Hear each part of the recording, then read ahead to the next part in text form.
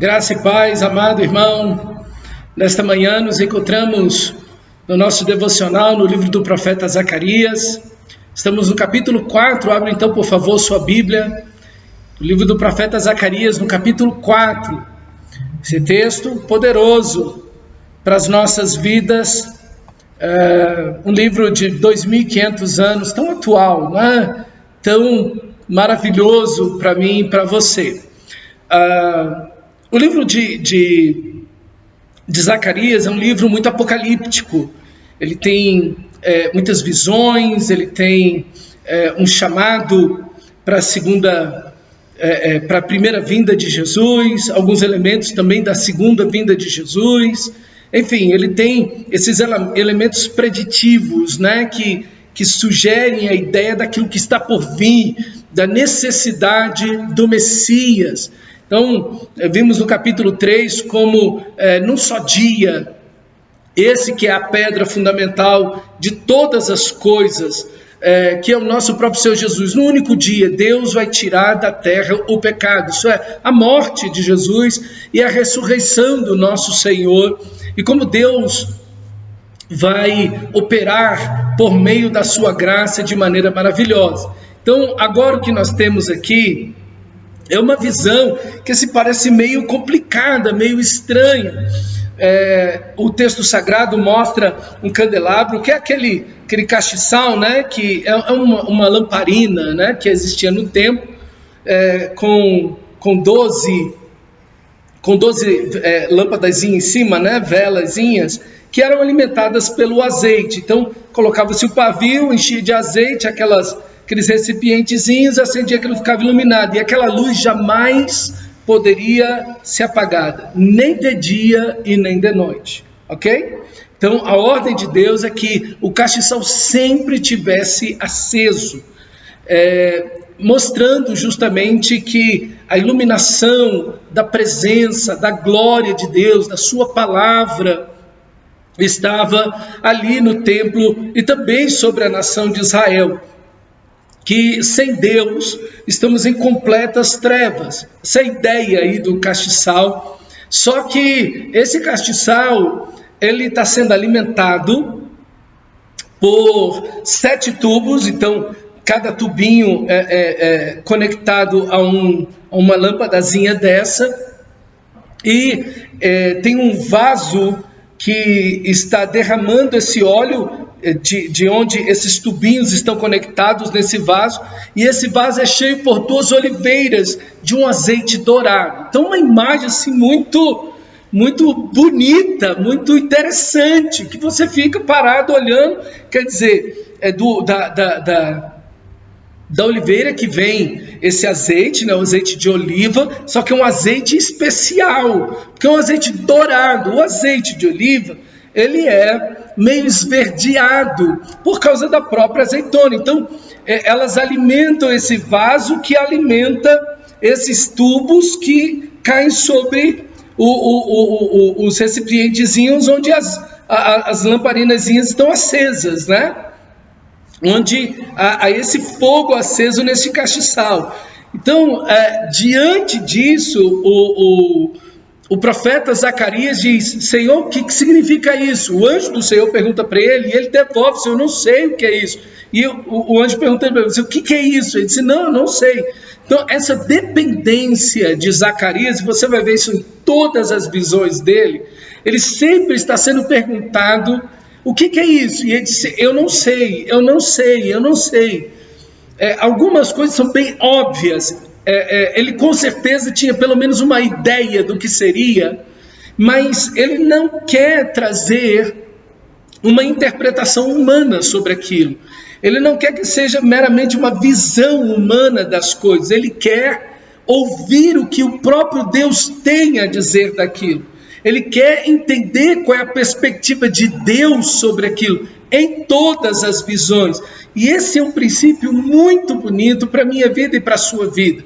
Eu sei que às vezes você tem visões na sua vida, você olha as coisas ao seu redor, acontecimentos, situações que te acontecem, que acontecem na sua família, no país, na igreja, enfim. Você sempre tem uma perspectiva de tudo. Mas qual é a perspectiva de Deus? Essa é uma boa pergunta para mim e para você. Qual a perspectiva de Deus em torno de toda a nossa vida, de tudo que fazemos, dos acontecimentos ao nosso redor? Qual é a perspectiva de Deus? E só teremos a perspectiva de Deus se abrirmos as Escrituras Sagradas e olharmos qual é a vontade de Deus expressa na sua palavra. Quando olharmos os eventos que muitas vezes estão descritos já na palavra de Deus de forma profética para os nossos tempos e para os tempos futuros. Então, ouvir e entender qual é a perspectiva de Deus é muito importante, meu irmão, para que você tenha clareza de Deus e não meramente como todas as pessoas, como qualquer pessoa comum e normal, tenha uma perspectiva da vida. Você, como cristão, precisa ter uma perspectiva mais elevada, mais apurada, mais profunda de todas as situações. Você precisa enxergar mais do que o que as pessoas conseguem ver com os olhos. Você precisa ver com os olhos do próprio Deus, como Deus está enxergando todas essas coisas, todas essas situações. E daí então viver sobre a graça de Deus, viver sob a perspectiva do nosso Deus. Isso é muito importante. Sejam doenças, sejam tribulações, sejam bênçãos que aconteçam na sua vida, sejam momentos de tranquilidade, parece que o mar fica calmo, né? Não tem nada, não tem ondas, não tem... O mar está calmo. O que é? Como é que Deus está vendo tudo isso? O que é que Deus quer com todas essas situações? Então é muito importante você se perguntar para Deus: Senhor, o que é isso aí? O que está acontecendo? Como o Senhor está vendo, enxergando essa situação? Abrir as Escrituras em oração e ficar diante dela para que você possa entender tudo isso. E então o anjo do Senhor vem e diz para Josué, para Zacarias, exatamente o que significa isso. E aí está no versículo 6, prosseguiu ele e me diz: esta é a palavra do Senhor a Zorobabel, não por força, nem por poder, mas pelo meu Espírito, diz o Senhor dos Exércitos. Toda essa visão que ele está tendo, as duas oliveiras, esse vaso, os tubos que saem desse vaso, esse azeite dourado que corre para dentro desse vaso, que corre por dentro desses tubos, que cai no candelabro, no castiçal, e ilumina tudo. É a presença, é o poder, é a graça, é a força, é a sabedoria, é a presença do agir da pessoa, da glória do Espírito de Deus. A obra de Deus não é feita meramente na força humana. Jesus disse: sem mim nada podeis fazer. O texto sagrado está nos arremetendo à ação de Deus, ao poder de Deus, à intervenção de Deus na história do desenvolvimento do seu reino. Eles estão construindo o templo, é um lugar muito simples. É pedra, madeira, não tem ouro, não tem prata, não tem nada daquelas coisas. É um lugar muito simples. Mas mesmo num lugar muito simples, nós precisamos entender algo, que é a obra de Deus realizada pelo poder do Espírito Santo. Você prega, você ora, você cultua, você ensina. Tudo que você faz no reino de Deus depende do agir, da presença, do poder, da ação do Espírito de Deus. Por isso que a nossa vida de oração precisa ser cada vez mais intensa. Por isso que a Bíblia nos diz orar sem cessar. Isso é, a nossa vida precisa de oração, de dependência da presença e do poder do Espírito Santo. Jesus sabia, ele disse: eu não vos deixarei órfãos, eu vou para o Pai, mas eu não vou deixar vocês órfãos, eu vou enviar o Espírito Santo. Nós precisamos do Espírito de Deus. Nós não podemos ser cristãos nem por uma manhã sem a presença do Espírito Santo. Nós precisamos tanto dele que ele habita em nós. Ele não apenas está ao nosso lado, Ele não apenas está no ambiente onde estamos, nós nos tornamos pelo sangue de Jesus a morada, a casa, o templo, a habitação do Espírito. Ele habita em nossos corações. Cristo, por seu Espírito, habita em nossos corações. Nós precisamos da presença do Santo Espírito de Deus. Precisamos dele, precisamos do seu convencimento. Ninguém é salvo sem o poder do Espírito Santo. Você não pode salvar ninguém, meu amado irmão. Você não consegue convencer ninguém do pecado, da justiça, do juízo. Isso é uma obra do Espírito de Deus. Você não levou ninguém a Cristo. Foi o Espírito de Deus que levou essas pessoas a Cristo Jesus, o nosso Senhor. Você foi um instrumento para pregar o Evangelho, para chamar as pessoas, mas foi Ele que agiu. O pecador só pode reviver, aquele vale de ossos secos só pode se tornar um povo vivo pelo poder do Espírito Santo. Então profetiza, filho do homem, ao Espírito, para que ele venha dos quatro ventos. Então é pelo agir do Espírito Santo. Por isso precisamos orar tanto. Por isso que a sua vida, sejam lutas, tentações, problemas, pecados que você enfrenta, você deve enfrentá-los, cada um deles, sob o poder do Espírito Santo. Até as bênçãos que você tem, que Deus te concede, sejam oportunidades, sejam bênçãos financeiras, seja inteligência, habilidades, portas que se abrem na sua vida, tudo você deve fazer sob o poder e a direção do Espírito de Deus. O Espírito de Deus sempre te guiará pela sua palavra, porque essa palavra é a palavra do Espírito, essa é a espada do Espírito Santo. Ele nunca irá contra a sua própria palavra, porque a palavra é dele, ela foi inspirada por ele. O Espírito de Deus é fundamental, é essencial, é inegociável, é tão importante que a própria característica que identifica o Filho de Deus é aqueles que andam no Espírito. Existem dois tipos de pessoas no mundo: o que é nascido da carne, disse Jesus a Nicodemos, no capítulo 3 de João, o que é nascido da carne é carne. Esse é um tipo de pessoa, caídos, mortos nos seus delitos e pecados. E o que é nascido do Espírito é Espírito. São aqueles que nasceram de novo pelo poder do Espírito Santo, que vivem em comunhão com o Pai, são espirituais, estão em Deus, estão em Cristo, nasceram de novo, estão livres do pecado, das trevas, foram libertados do império das trevas, do cativeiro de Satanás. O diabo não lhes pode mais tocar. Esses são os filhos de Deus que andam no Espírito. Andai no Espírito e jamais satisfareis as concupiscências, as paixões, os desejos ardentes da vossa carne. Então esse texto nos mostra a necessidade da plenitude do Espírito Santo, esse óleo que vem sobre nossas vidas, esse enchimento, esse castiçal que brilha, porque está constantemente alimentado pelo poder, pela presença, pela glória do Espírito Santo. Assim deve ser a sua vida, assim deve ser a igreja. A igreja deve viver o estado natural da igreja, viver um avivamento. O estado natural do cristão é viver um avivamento. O avivamento não deve ser algo extraordinário. O avivamento deve ser um estado natural de cada cristão, de todo cristão, em qualquer lugar,